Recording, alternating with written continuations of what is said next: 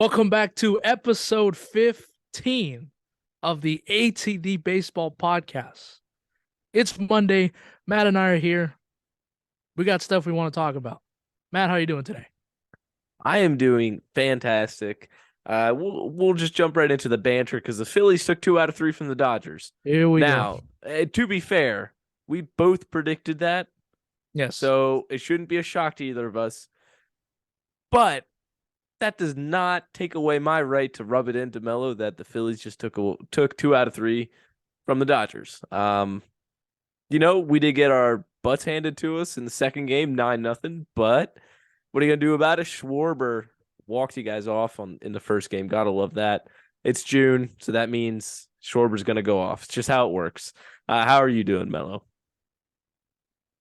You know, well, I'm doing okay. I'm doing fine. I'm doing fine today, but I don't know, man. Just watching this Dodger man on this road trip, it's kind of depressing. Like, damn. This is what our reality is now. I'm not saying, listen, they had a rough week. They have a 6 game homestand with the White Sox and Giants coming up, and they can easily flip the switch and get back in a groove again, which I hope they do. I don't know. I just had more expectations. And Arizona can't lose a game for some damn reason. And now they have a 3.5 game division lead, which it's not over. I don't know why some people think like the Diamondbacks are just gonna run away with this. Let's relax a little bit. I don't know. I like the Snakes this year. I'm Uh, feeling pretty confident in them. yeah, and this is the horrible thing. It's like if I wasn't a Dodger fan, well, I love what they're doing because they're a fun team to watch. It just sucks that they're in my division and they're in front of us in the division. But if I wasn't a Dodger fan, oh, I would love watching. I would love this Diamondbacks team because they're fun to watch. Yeah, for sure. I mean, I would say I feel your pain, but I don't really feel that way about the Braves. I just don't like them. You're what, like 50 games out of first place? All right. Okay. Yeah, cut that back a little bit. I think it's only like 6 or 8 or something. And behind the Marlins, which feels weird to say because never in my lifetime, like of watching baseball as a fan, really. I mean, sure, in my young years, the Marlins were good, but it seems strange to say Marlins ahead of the Phillies and not both of them competing for the bottom spot of the NL East because there was a time in the late 2010s where that was a tough competition every year. I will say that. Yes. But we got some good topics for you today, and we're gonna start it off with a banger. Honestly, Andrew McCutchen making a little history, joining the 2000 hit club. Quite an accomplishment for him, and rightfully so. He did it back on the team that he was the best with. No, not my Phillies, even though he did pretty good for the Phillies. I was pleasantly surprised. I think that was his second best team that he played for. But the Pirates, he came back home. And he said he doesn't want to leave Pittsburgh, so it doesn't seem like he'll be a trade piece at the deadline if the Pirates were to be bad. But he gets his 2000th career hit. I'm going to ask the tough questions, Melo. Do you think Kutch is a Hall of Famer?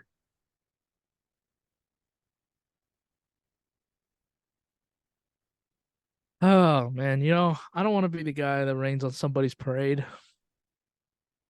because it's really hard, and I think everybody around baseball really loves Andrew McCutchen. He has an MVP.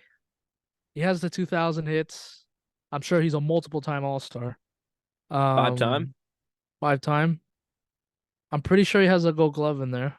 Yep, Couple maybe. just one, I think. Yeah. 4 Silver Sluggers. Now, none of that has come since 2015, though. Right. I think that's why I say no. We have to remember, and I think the Hall of Fame has gone away with this in the last couple years, or they have evidence of doing this. It's the Hall of Fame, not the Hall of Really Good. And I think McCutchen unfortunately falls under that Hall of Very Good. And it's tough because like he's a generational player for our generation. He was a guy that was superstar when we were growing up as kids. He was one of the best players in the league. and he was a he was a he was just somebody that you love to watch play every night. I just don't think there's enough there. I I agree with you, and it kind of sucks to say, but when you like pull up some comparisons of who else, and I understand it's a little bit of a different tier because like guys like Mike Trout and Bryce Harper are surefire Hall of Famers, but these are the guys that Kutch was getting compared to then. So at the time, like 2013, that was his MVP season, but that's like who he was getting comps to. It was Mike Trout, Bryce Harper, and those guys surefire Hall of Famers, but they weren't just doing it in that 5 year stretch. Mike Trout's finished consistently in the top 10 in MVPs like his whole career. Bryce Harper just won an MVP 2 years ago, and he wasn't really close last year because he was injured. But like, if he has another healthy season, fully healthy season, I would be willing to bet he's going to finish top 10 in MVP.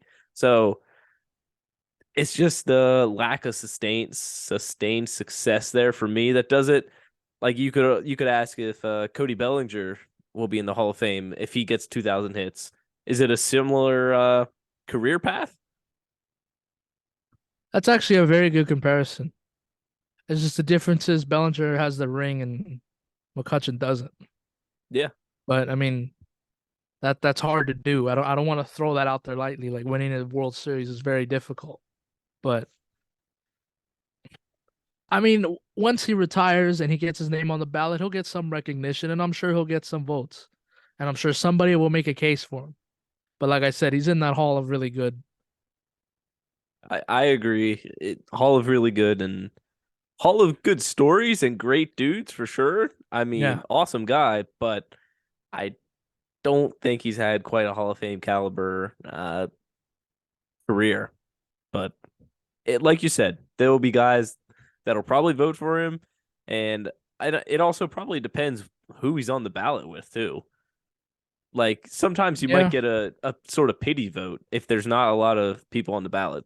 People feel like they have to vote for somebody, even though people don't know this or act like they don't, but the writers don't have to vote for anybody. no, and writers in the past have done that, not voted for anybody. Which, to me, I don't like that. It's like if you have the honor and the privilege of voting, you gotta vote for somebody. I'm not saying you have to vote all 10, but come on, you gotta vote somebody. But that's a conversation for another day. Let me ask you this. Am I a bad guy for not knowing that he was close to 2,000 hits? I I had I no wouldn't idea he say was even so. close. No, and I'm 100% sure there was some for post, a tweet, something, a video that people who were coming up on milestones this year, it just flew under my radar. Andrew McCutchen getting 2,000 hits. But like I think I heard the number today, and I think it's in like almost 300 people who have done that in Major League Baseball. Like it seems like a lot. 2,000. Not sure when you consider how many players have run through the league in its existence. I guess it's not that many, but still, like I think there's like four active players now who have done it.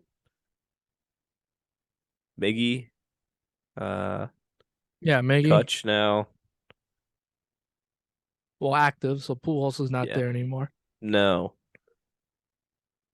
I don't know. Maybe that number was wrong. I don't want to waste our time trying to think of these guys, but yeah, I don't know. Don't think he's quite there.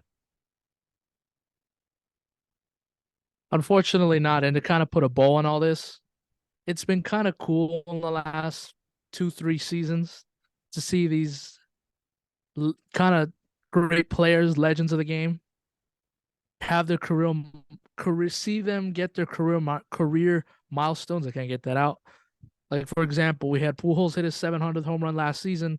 We had Miggy get 3,000 and I think 500 home runs a couple years ago, and now we get McCutchen getting 2,000 with his team that he was with from the beginning. I think it's awesome. A lot of Yeah, these old guys are getting their career milestones with the teams that brought them up and gave them a chance. yeah, for sure. I couldn't agree more. It's great to be able to actually watch that in our generation, and hopefully we can all take the time to appreciate it. But we'll switch gears here. Could there be a shortstop change in the Bronx? I think it's a question could be asked, and sadly, we weren't able to have Kyle on. He big leagued us today to go talk with Oh yeah. Gleyber Torres.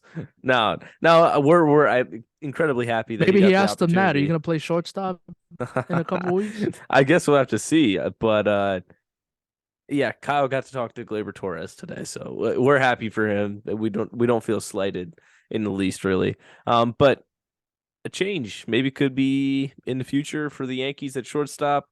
Anthony Volpe hasn't quite been what the hype that surrounded him was to start the season. He's hitting 186, 260 on base percentage, 345 slugging percentage.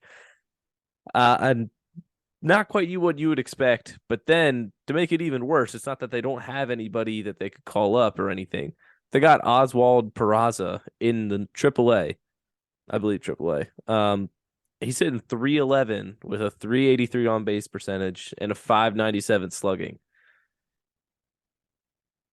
Could this be a little switcheroo here? Obviously it can be tough to hype a guy up and then have to send him down when he's not able to compete at the major league level. But when it's been this bad, maybe he needs a little boost of confidence. Yeah, but then I mean, what will that do to his confidence if the other guy you were fighting for this position with in Peraza, you get sent down, he comes up to the major league and he starts killing it and he takes your spot. Now I know the Yankees. I don't know if the Yankees are gonna do that because they did put it. I think from what Kyle had told me that they put a lot of stock in Volpe being like the next big thing. So it might be one of those things that no matter how bad it gets, you're gonna have to ride it out and hopefully he comes out of the slump. But you never know. It's I'm sure I, maybe there's people in the Yankees organization that are probably want to try the switch. Who knows? and like it's hard to like what do you do with a guy who's producing so well at the minor league level, but yet he's blocked at the major league level by somebody you're trying to give him a chance. I mean, you look at like Jared Kelenic, like 2 or 3 years ago when he was up at the major league level, and he was not producing to the level that people had expected of him, really. And I'm sure there were players in the wings waiting in the minor leagues, who deserved a spot. And were they getting held up because the Mariners front office was saying, hey, we drafted this guy. It's time to give him a chance, time to call him up and give him a chance. Obviously, eventually he got sent down and he's figured it back out now. But it can be a tough decision to try and, not not give up on somebody that you drafted and called up and all that stuff, but to just send him down to the minor leagues for a little bit, even when there's a guy waiting down there who's been producing at a high level. But if it was me personally, I'd give it a switch. The Yankees really need a boost at offense right now. Anytime the Judge isn't in the lineup for them, their offense seems to go stagnant. Uh, if I was Brian Cashman, and I know that he does some unorthodox things sometimes, and the Yankees Could be fans one don't of seem them. to the Yankees don't seem to be the biggest fans of him, or Yankees fans don't seem to be the biggest fan of him. I would consider bringing Peraza up. I'm kind of in the other camp. Let him figure it out. Listen, yeah, I know it's tough when your shortstop is in the 9 hole every night and he can't hit. But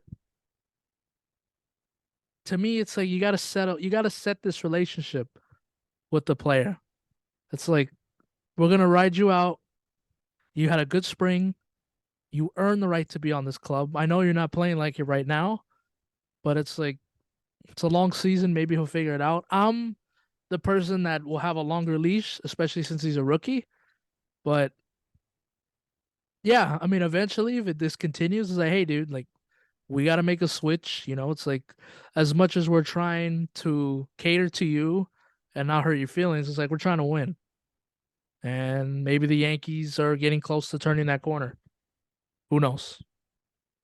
Yeah, at the end of the day, it is about winning and whether I guess it's just a matter of if the Yankees feel that the best route is for winning now and in the long term is to let Volpe stay up and try and get him out of this slump and build his confidence that he's able to perform at the major league level, or to swap him out with Peraza and give him a chance at the major league level. I don't know. It's hard to say, but and honestly, you can go either way about it because who knows? Maybe Peraza gets called up and he is terrible at the major league level. Like it doesn't translate, and maybe Volpe the next day he gets out of the slump. It's Yeah. hard to say. It's hard to say what's going to happen. But got to make a choice, and we'll see what the Yankees do in the coming days. I would have loved to talk to Kyle, like I said about this, but he was too busy talking to Gleyber Torres. No big deal. But we'll switch gears here, and we're gonna do a little ranking quick. Of my National League, and one of them, a team that surprised me, like I talked about earlier. We're gonna rank the second place NL teams as of right now. So we got the Marlins in the NL, second in the NL East, sitting at 37 and 29. The Brewers in the NL Central, who are currently 34 and 32. And then your Los Angeles Dodgers sitting at What? 37 and 29 as well. Get the hell out of here. Second in the NL West. Come on, The it's probably same the. record as the Miami Marlins. Hey, this can't be. This is a joke. You're playing with me. This has to be the Padres or the Diamondbacks. Come on. You mean to tell me the Dodgers are in second place right now? I know that's the reality we live in right now. Another stuck-up Dodgers fan on this podcast. I know. We need to get him off of here, but we like him. We'll keep him around. But Melo, I don't care which way you do it, 1-3, 3-1. We all know what your number one team is gonna be, and if we're being real, it's gonna be mine too. So, but go ahead. How are you gonna lead it off? I mean, number one is the Dodgers. It's just I know what I just said a couple minutes ago that I basically wanted to, blow my head off, but like I know this team is better than this. And I saw it right before the Yankees came into town. This is a good team. I know they played like shit the last week, but this team is a lot better. And they just have to get that damn starting pitching healthy. And they got to figure it out in the bullpen, which honestly, after what I saw this past weekend, that might not even be solvable, but you never know. So Dodgers one, number two. Oh, this is tough. Don't let the record fool you. I'm still going to go with the Miami Marlins. All I really right. like what they're doing over there. I know the Brewers probably have better pitching, and granted, they play in a crappier division, but I'm just gonna go on the fact that I don't think the expectation for the Brewers was that high this year. I think they're kind of playing a little bit higher than their expectations. That's why I'm gonna put them at 3. Okay. Um, we're gonna end up with the same list. I wasn't sure if you would put Brewers second or third. I mean, you could talk me into it either way. Right now, hey, as the record is, Dodgers and Marlins have the best out of these three. And to me, Dodgers are light years ahead of the Marlins. It's just like you said, a matter of getting healthy. Their starting pitching has just been obliterated by injuries right now. And then the Marlins, they gotta listen, why they are 37 and 29 right now. I'm not entirely sure. Sandy hasn't been great. He's picked it up a little bit as of late, and they definitely got some young pitchers that are going to be nice for the future. Quite a few actually. Yuri Perez, Edward Cabrera, and then Jesus Luzardo as well. And they got lots of pieces to on the hitting side. Jorge Soler. I've said before, I'm a big fan of him when he's able to get it going, even though he seems to like to get it going when he's in the NL East, which I'm not a fan of that entirely, but either way, Brian De La Cruz has really been having a great season for him, and Jesus Sanchez as well. So they have pieces there, and now the Marlins, we've seen They them compete in the past. They have the World Series win, obviously, and that was a different generation. And then we saw the disaster where they shipped out 2 MVPs and seemingly got nothing in and a wife return. beater. Yes, and Marcell Ozuna from the Braves. But whether we're gonna see the front office go out and try and get some more pieces at the trade deadline, I kind of hope so. Like, even as a Phillies fan, because it's going to be fun to see him compete. People kind of forget. I forget because it was weird. They made the playoffs in 2020. Doesn't seem right. It doesn't seem right at all, but they did. And they got the pieces to build around here. They traded away the starting pitching for some hitting, like everybody had been saying. Traded Pablo Lopez for Luis Ariz, and that's paid off big time. Ariz is chasing history, like we talked about last episode. So it's been a good trade for them, I'd say, and I like where the Marlins are at right now. I will say, I had a flaming hot take, probably a month or two ago, where I said I'd take the Marlins over the Orioles. Maybe it'll be a That's right. Marlins-Orioles World Series in like 3 years. You never know. Yeah. I would say you never know, but the Braves are also in that division, and they have everybody locked up for 5 years. Making league minimum. Yeah. And the Brewers, I don't know. Their hitting just has not been there at all this season, so not really sure what to do with them entirely. All right, now switching gears, we're going to move into a topic very backyard to Melo. The guy be playing, one of these guys that we're talking about is playing like right in that stadium right behind Melo. The other guy, Beautiful stadium. I mean, technically, I guess there's some people who live in Los Angeles who get upset if you say he plays for the Los Angeles Angels. Technically, it's the Anaheim Angels, but those people, I don't know. They just seem to get upset about nothing. Melo's one of them. He gets upset when you say the LA Angels. So for his sake, we'll say the Los Angeles Angels of Anaheim. Still not right. But we're going to talk about their shortstops a little bit, because they both had rookie shortstops this year come up. Dodgers, obviously, Miguel Vargas, and the Angels, Zach Neto came up recently, and they've both been doing all right. I would like to ask, though, Melo, for your team, the Dodgers. Excuse me, for your team, the Dodgers, which team would you rather, or which player would you rather have? So, first of all, and I really don't mean to correct you, but I just want to get it right. Miguel Vargas has played second base the entire year this year. I don't think he's Oh, played. really? Yeah, he's a second Okay. baseman. But no, it's still a good, accurate question. I'm not like I said, I'm not trying to correct you. I'm just like, Miguel Vargas has played the majority of games at second base. All right. Shortstop, it was supposed to be Lux, but then he got hurt. And then they kind of just been shifting it around. It was Miguel Rojas, and then he gets hurt. Mookie Betts even tried it. That was actually not bad, but majority is Miguel Rojas. But to answer your question, I mean, and I don't care if I get called a homer. I'm gonna take Miguel Vargas. Again, it's one of those things where like the Dodgers put a lot of stock into him. He was one of the top prospects. They didn't bring back Justin Turner for this specific reason. They didn't bring back guys like Justin Turner, and they didn't bring guys back like Trey Turner, just because they thought it's time to go younger. There's this kid in Miguel Vargas who's been waiting in the wings for a long time. He's played well in AAA. Let's give him a shot. And he is the future of this team. So what better to start now?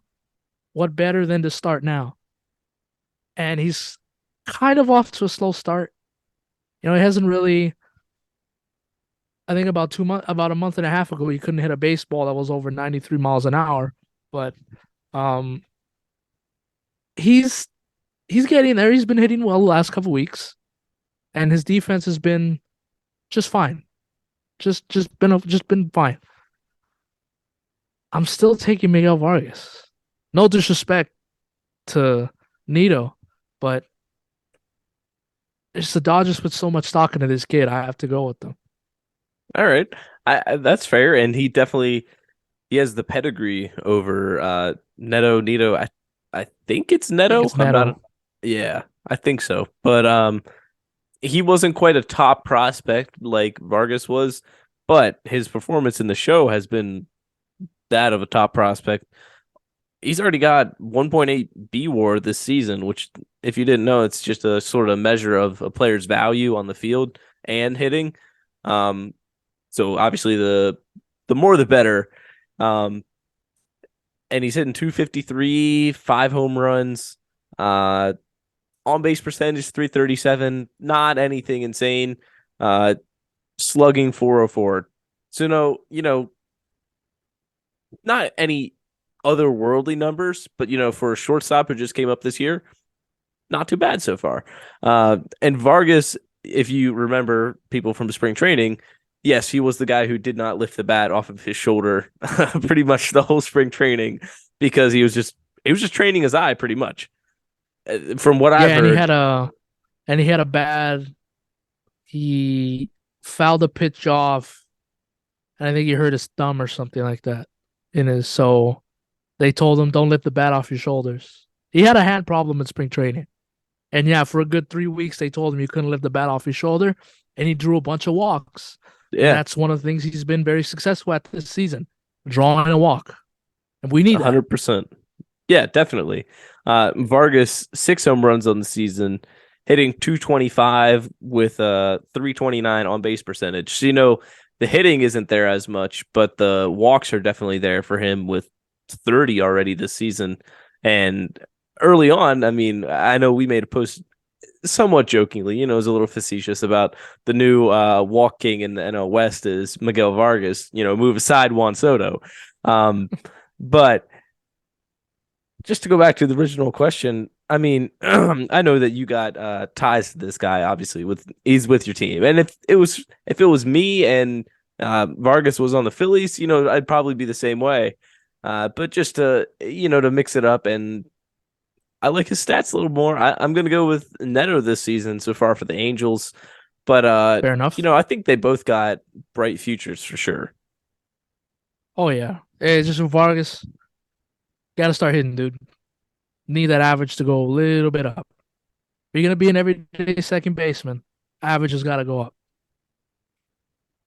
And Walks are nice. you don't always expect a lot of offense out of your infield, especially second base and shortstop as much. But going from Corey Seager and Trey Turner, Trey Turner, and did Muncy ever play second for the Dodgers? Muncy, Gavin Lux. Those are pretty good guys to have.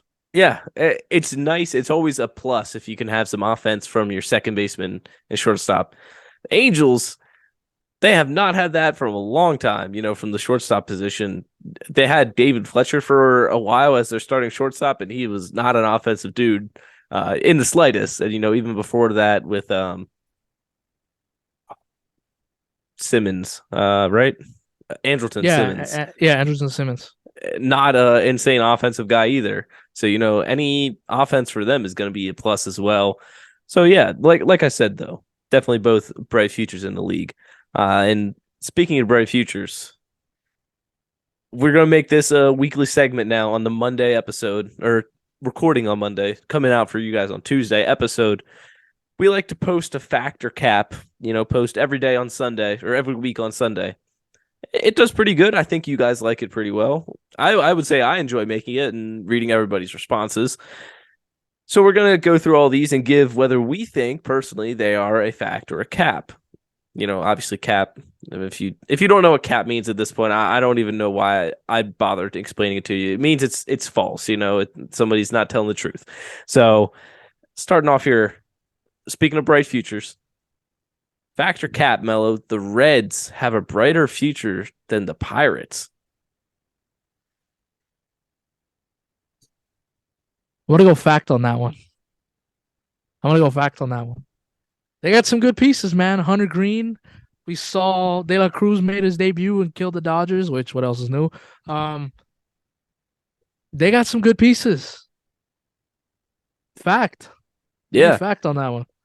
I'm going fact too. You and I talked about it last episode. Obviously when the Reds decimated the Dodgers, walked them off 2 times. We don't have to go through Thanks. that again, but I wanted to, so we did. Um, Jonathan India too won the Rookie of the Year. He's a stud there. Spencer Steer, like you said, Hunter Green. They got all these pieces, and not to say that the Pirates don't, because they do. O'Neal They Cruz have the other is De La Cruz or the yeah, other Cruz. Cruz.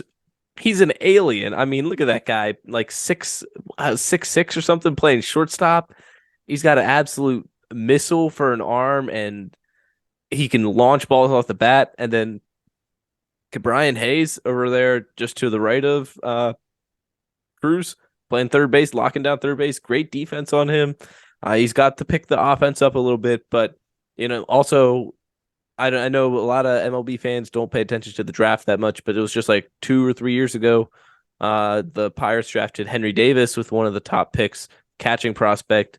I'm not sure what his situation is right now in terms of getting called up soon, but that's another stud. Obviously, if you're getting drafted that high, you're expected to produce at the major league level at some point. And then they just got pieces as well. But, I'm leaning towards fact on this one as well, giving it to the Reds. Next up here, moving to your division. Corbin Carroll could win NL MVP and NL Rookie of the Year this season. Oh, I'm gonna go cap on that one. Just because you said MVP. I think he will win Rookie of the Year. I don't think he gets MVP. I think there's other guys better in the National League that are not rookies that will win. With could in there, sure, it's a possibility. Now, but with guys like Ronald Acuna Jr., who's been having an insane season, Freddie Freeman, definitely an MVP candidate so far this season. In your league, it's a tough road to MVP. Now, I'm going to go with fact, though. I think there's a chance that he can pull this off. Corbin Carroll has been insane this season. And, we look at Ronald Acuna Jr. and what's been setting him apart this season. He hits home runs and he steals bases a lot. Corbin Carroll, though, he can do that just as well. Just the other day, he had 2 home runs, including a grand slam in a game. I think there's a chance he could pull this off. Now, it's going to be very difficult. I don't think it's been done since Ichiro. I think Ichiro won Rookie of the Year and MVP in the same. Or did Belly? No, Bellinger didn't get MVP. His rookie year. No. No, he was close. But yeah, I believe Ichiro was the last to do it. I'm 99% sure he did it. If he didn't, I look like an idiot. No, he did. Okay. 2001, okay. Yes. MVP and Rookie of the Year. But yeah, I'm gonna go fact on this. I think there's a chance this could happen. Last one here. The White Sox will be sellers at the trade deadline. 1,000% fact. Now, granted, there's that selfish in me that wants them to be sellers at the deadline just because we can really use some of those guys. But again, it's like it doesn't matter how close you are in the division standings. When do you just look around and say, you know what, this team is not that good and half of these guys don't even want to be here? That's why I think they're going to be sellers at the deadline. Between that and obviously I'm fact on this as well. Between the fact that even though you're right now, they're sitting 4.5 games back, mind you, the Twins are winning the division right now at an even 33-33. So let's just play the scenario out. Let's say the White Sox don't sell at the trade deadline. Somehow they fumble their way into first place in the division and make it to the playoffs. Are we really thinking this White Sox team is making it anywhere in the playoffs?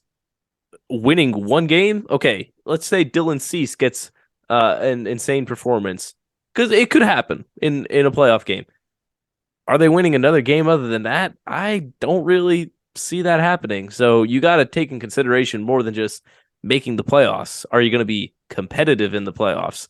And for me, even, I don't think they're going to end up winning this division. The Twins are ahead of them.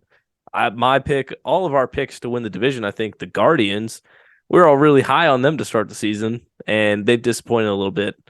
I think they got the pieces there to take this division. But no, definitely fact on this one. White Sox 100% selling at the trade deadline. You got anything else you want to add, Melo?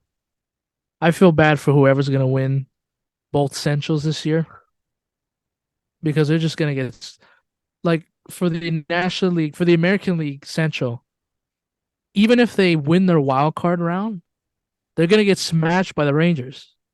I know things can change, but as of right now, or no, excuse me, they're gonna get smashed by Tampa. Who God, oh my God, they're gonna get smashed by the Rays if they even get out of their wild card round, and then what? And if whoever wins the Central in the National League, they're gonna get smashed by the Braves. I just I feel bad for the Centrals this year. Yeah, and obviously some of them are in different positions where like the Brewers were supposed to be doing, they're supposed to be competing for the division. So they're not going to be looking to really sell at the trade deadline. Whereas like the Pirates or Reds, let's say the Reds find themselves in first place when it comes to the trade deadline, or like one game back, let's say. They were not expecting to be here. There's not the expectation for them to compete.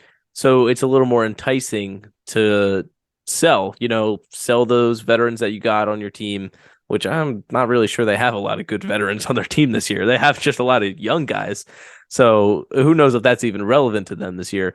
But, just in general, you're probably a little more willing to sell if you weren't expecting to be there. Whereas the White Sox, full on expecting to be, if you're rewinding the past 3 seasons, they were full on expecting to win the division and be one of the best teams in baseball the last 3 seasons. They haven't done that. Expectations have been let down completely. So I see them selling for sure. Yeah, and it's like you just look in years past. It's like, well, why is this time going to be any different? Why is it going to be different this year? We thought somehow that they couldn't be any worse than they were last year. Well, they haven't quite been worse, but they definitely haven't been that much better either. But I don't know. That's enough stinky White Sox talk for this episode, I'd say. Melo, what do you got closing thoughts wise? They're coming to LA. Let's get right. They're coming to LA. Preview of get right. This is your get right week. Give Tim Anderson and Liam Hendricks a tour of the stadium so you get them acquainted. Oh, definitely. Definitely. Giolito, whoever else wants to join. Oh, we will give you a tour. We will bring out the red carpet. Hell, I will drive Liam Hendricks and Tim Anderson from their hotel to the ballpark if I have to. That's an insane deal right there. I don't see why any of them would turn that down. I mean, to get Melo to be your personal driver, I would 100% take that. In fact, I got that in Arizona. So, I will say Melo's a good driver. He got us safely to Chase Field or home from Chase Field lots of times. But yeah, closing thoughts for me, I don't know. Just looking forward to some good baseball here. I got a chance to catch some Red Sox Yankees over the weekend. It wasn't a great series, I'll say that. Not a lot of offensive firepower in that one, but the rivalry I think still holds up, even though there wasn't any crazy fights or anything in it. But yeah, we're just grinding our way through the rest of the season, and that's the game of baseball for you, Major League Baseball at least. 162 game grind. So I think that'll do it for us for this episode. And thanks for watching, listening, and we'll see you on Friday.